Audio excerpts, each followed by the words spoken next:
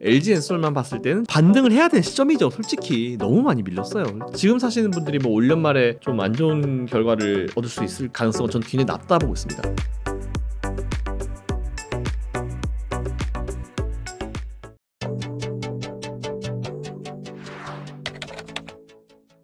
야, 이거 대승이라고 봐야 돼요. 사실 이거 저는 처음부터 이제 뭔가 투자 힌트를 얻을 만한 게 있을까 싶어서 봤는데, 트럼프는 거짓말을 굉장히 많이 하고 오히려 그냥 갖다 우기고 있고, 바이든은 너무 중간에 좀 잠깐 이제 우리가 보통 이제 보면 잠깐 이제 다른 생각을 하신다는 느낌이 들 정도로 대응을 잘 못하더라고요. 뭐 거짓말을 트럼프가 대놓고 한다라고 하면 거짓말이다, 말도 안 되는 소리 하지 마라, 이런 식으로 대응을 해야 되는데 대응을 못했다라는 거 사실 좀 크다고 봅니다. 그래서 저는 오히려 이번에는 정책에 대한 얘기는 거의 없고 거의 상대방 헐뜯기만 했잖아요. 근데 트럼프는 거짓말을 하면서 막 중간에 거짓말 섞어가면서 막 헐뜯었는데, 바이든이 그거 아니다라고 하면서 강하게 대응하지 못했었던 게 오히려 이건 기싸움에서 졌다라고 생각합니다. 그래서 사실 1차 토론에는 정책 싸움은 사실 거의 없었어요. 서로 헐뜯기, 욕하기, 거짓말 대회 뭐 이런 상황이었고, 바이든이 거기에 대응을 하지 못했던 이유가 사실 큰데, 저는 오히려 뭐 2차 토론회가 뭐 곧 있죠. 9월인가 있잖아요. 그 2차 토론회 때는 아마 정책 싸움이 되지 않을까 싶어가지고, 만일 진짜 2차 토론회 때 정책 싸움에서 바이든이 또 잘못 어떤 발언을 한다든지 얘기를 잘못한다든지 그런 식으로 하게 되면은, 물론 이제 정치라는 게 대통령이 하는 건 아니에요. 뭐 밑에 있는 참모들이 워낙 똑똑한 사람들이 많아가지고, 뭐 회사도 마찬가지죠. 회장 한 명이 어떻게 회사를 운영합니까? 밑에 이제 똑똑한 엘리트 직원들이 도와주는 거기 때문에 정치도 혼자 하는 게 아니고 보통 정치도 이제 같이 하잖아요. 그래서 바이든 대통령이 그래도 이제 제일 중요한 대통령 역할을 수행하는 분이기 때문에 앞으로 어떻게 2차 토론회 때 이제 얘기가 나올지에 따라 좀 달라질 것 같은데, 사실 1차 토론회 가지고 우리가 투자의 아이디어를 뭐 어떻게 얻을 수 있을 것 같다, 정말 1도 없습니다. 이게 되게 재밌는 게 뭐냐면, 되게 많은 분들이 지금 어쨌든 IRA라는 법안을 바이든 대통령이 했죠. 친환경 쪽으로 하면서. 그러면서 그거에 수혜를 받는 게 이제 전기차 쪽이었잖아요. 근데 기본적으로는 트럼프의 공화당은 화석연료, 그러니까 내연기관차를 좀 되게 중요하게 생각하고, 바이든은 친환경 이쪽을 좀 중요하게 생각한다. 사실 그 기조입니다. 기본적인 어떤 구조는 그건데, 일단 미국의 정치적인 상황을 한번 우리가 보자고요.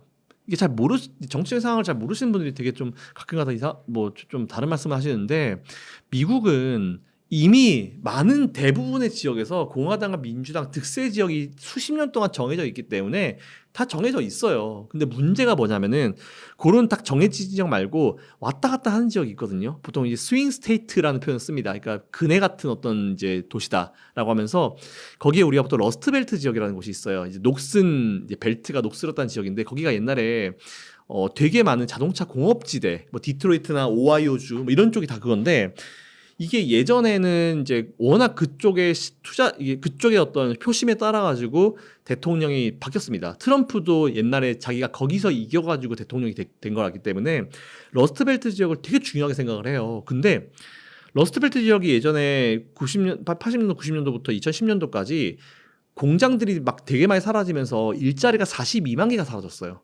그만큼 되게 낙후가 된 지역이었었는데, 최근에 바이든 대통령이 좀 그쪽을 좀 밀어붙이면서 그쪽이 반도체랑 2차전지 배터리 관련 공장들이 허브가 되고 있어요.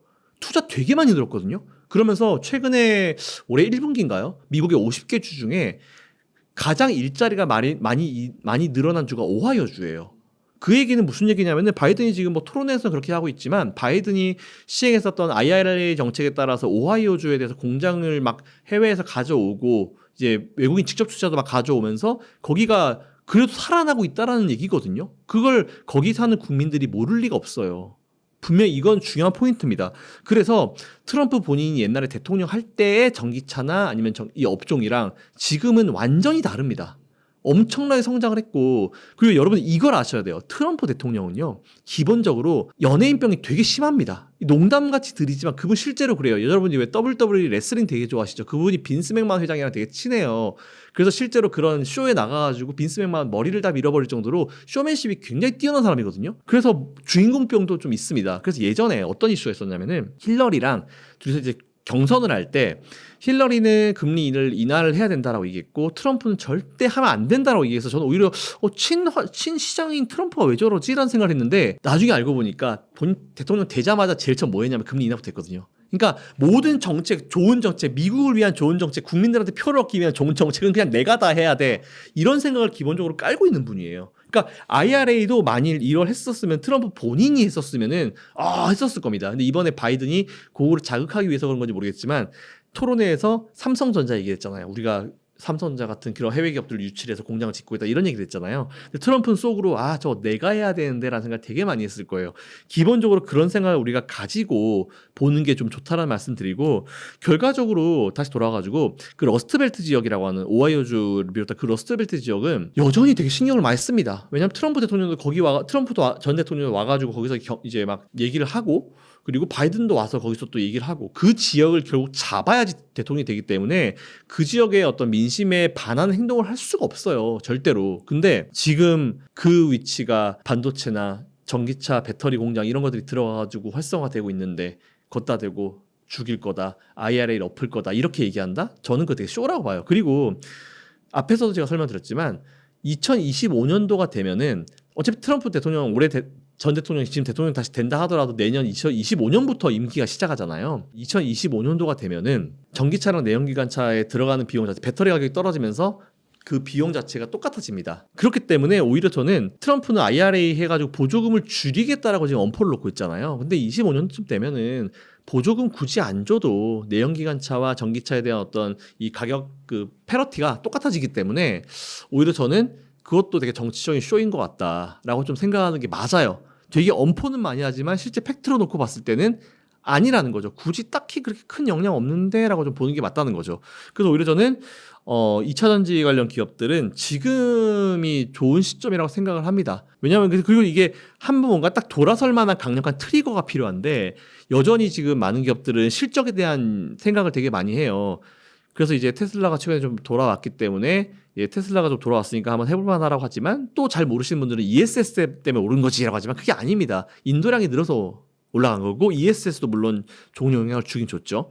자, 이런 상황이어가지고 저는 테슬라부터 시작했고 이제 이게 우리나라 기업들 쪽으로 충분히 올 수 있을 거라 봅니다. 근데 지금 2차 전지 관련 기업들은 바닥을 거의 기고 있다가 조금 살아나고 있는 흐름이거든요.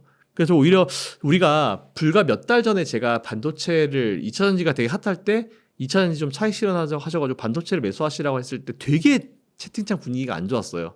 되게 욕을 많이 먹었죠. 근데 오히려 지금까지를 봤을 때는 시장이 아니다라고 했을 때 투자를 하는 게 맞다라고 좀 보거든요. 그 2차 전지가 만일 이대로 끝나는 업종이다? 우리나라는 IMF에 트라우마가 있는 국가예요. 특히 기업들 같은 경우는 IMF 때 돈이 없어가지고 도산한 기업들이 되게 많잖아요.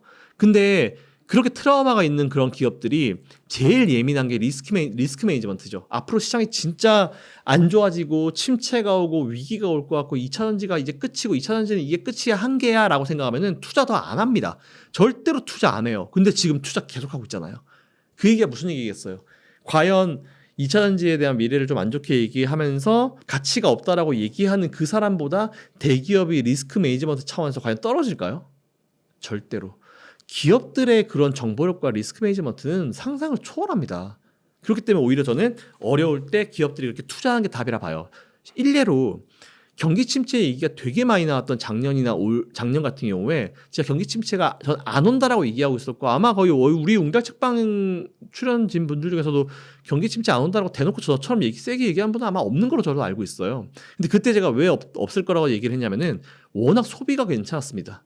워낙 소비가 좋았었던 부분도 분명히 있었고 그리고 이런 우리나라의 대기업들이 유보자금이 되게 많았잖아요 그동안. 그래서 유보자금 왜 안 푸냐 했었는데 막 정말 수십 조씩 수백 조씩 유보자금을 풀면서 투자하겠다라는 계획을 되게 많이 발표를 했어요.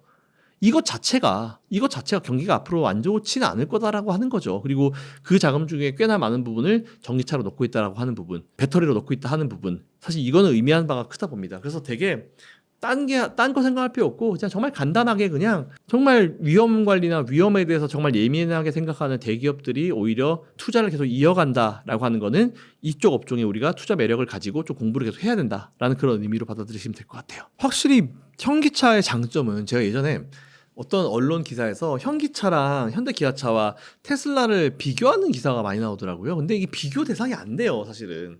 SK하이닉스랑 삼성전자처럼 완벽하게 비교라고 하는 거는 모든 조건이 똑같을 때 비교를 할 수 있는 거잖아요. 근데 삼성전자랑 SK하이닉스는 완전 다른 기업이죠. SK하이닉스는 반도체만 하는 기업인데 삼성전자는 반도체 하지, 휴대폰 팔지, TV 팔지, 온갖 걸 다 하는 기업이잖아요. 달라요. 그래서 오히려 똑같이 현대기아차와 테슬라를 봤을 때도 테슬라는 전기차만 하는 기업이죠. 그러다가 이제 휴머노이드 로봇에다가 이제 오히려 ESS 이런 것까지 하는 기업이잖아요. 근데 현대기아차는 내연기관차 팔죠, 하이브리드 팔죠, 수소 팔죠, 전기차 팔죠. 뭐 다 팔아요. 그렇기 때문에 이게 완벽하게 두 개가 똑같은 조건이라고 해서 비교가 대상이 되면은 좀 웃기는 거예요, 사실은. 좀 웃기는 겁니다.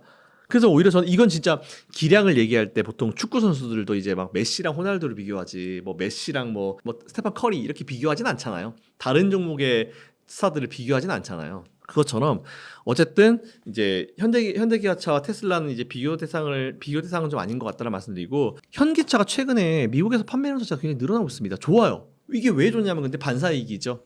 아무래도 이제 지금 뭐 물론 이제 미국 쪽으로 이제 중국산 전기차가 들어오진 못한다고 하지만 이제 최근에 전략을 좀 되게 잘 짠 것 같습니다. 고급화 전략을 짜면서 이제 제네시스 쪽으로 밀어붙이면서, 물론 여러 가지 이제 리콜이라든지 그런 문제가 발생하고 있긴 하지만 그래서 확실히 미국 시장 쪽으로 진출이 뭐 나쁘지 않은 스코어를 만들어내고 있는 건 맞아요. 그렇다 해서 엄청나게 뭐 미국 쪽 실적이 전체 실적에서 중요합니다. 뭐 여기 미국 실적 꺾이면 큰일 나요. 뭐 이 정도까지는 아니거든요, 사실은. 그래서 지금 되게 성장하고 있는데 성장 갭이 좀 크다라는 부분이고, 최근에 또 미국에서는 보통 하이브리드, 뭐 도요타의 프리우스 같은 하이브리드 기업이 자동차들이 좀 잘 팔려요.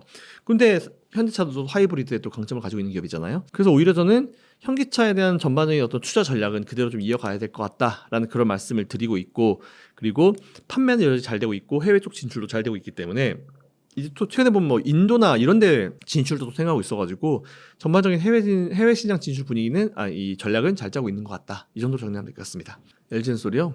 뭐 제가 별로 안 좋아하는 기업이긴 합니다. 저는 이제 잘 아시겠죠? 우리 채널에서 보신 분들은 이제 아시겠지만 저는 물적 분할을 정말 극혐하는 사람으로서 LG엔솔이 LG화학으로부터 이제 물적 분할돼서 나왔었던 그 1월달 정말 시장의 모든 수급을 다 빨아들였죠. 그러면서 나머지 기업들, 코스피 코스닥 나머지 기업들이 정말 하락세가 쭉 이어졌던 때 그 장본인 중에 하나라 생각하는데, 그건 제쳐놓고 LG엔솔만 봤을 때는 저는 오히려 반등을 해야 되는 시점이죠. 솔직히 너무 많이 밀렸어요. 보기 싫지만 뭐 LG엔솔 같은 경우는 투자를 뭐 생각하신다라고 했을 때 이 사실 물적 분할했다고 그 기업의 어떤 이제 이 질이 떨어지는 건 아니잖아요. 질이 바뀌는 건 아니잖아요. 퀄리티가 바뀌는 건 아니잖아요. 그래서 오히려 저는 LG엔솔 같은 경우도 뭐 투자는 좀 이어가셔도 될 것 같다라는 그런 개인적인 생각을 가지고 있지만 LG엔솔 별로 안 좋아합니다.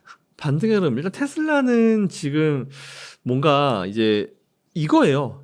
정말 안 좋을 것 같은데 생각보다 많이 안 좋지 않네? 이거거든요. 근데 좋아야죠.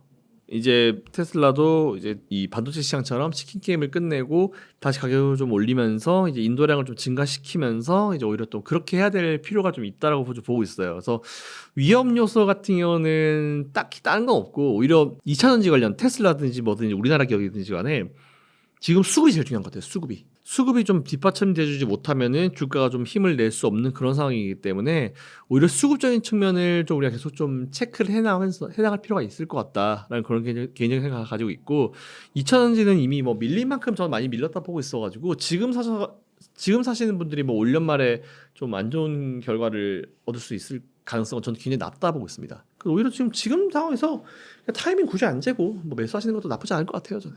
그 전에 이미 좀 많이 오르고 있긴 하겠지만 확실히 우리가 증거라고 생각할 수 있을 것 같죠. 테슬라가 우리 반도체에서 봤던 것처럼 치킨 게임을 끝내고 나면은 자기들이 시장 점유율 1위니까 시장 점유율 1위의 횡포 뭐겠습니까? 가격 결정력을 가지고 있잖아요. 그래서 가격을 자기들이 올려버릴 수 있죠. 그래서 오히려 그렇게 가격을 올린다는 거는 아무래도 이제 구매 욕구가 떨어질 수 있는 그런 요인이기 때문에 가격을 올린다는 거는 그만큼 우리가 이제 전쟁에서 이겼다. 그래서 우리가 가격을 올려도 소비자들은 사줄 것이다. 이런 심리가 있다고 보시면 될 것 같습니다.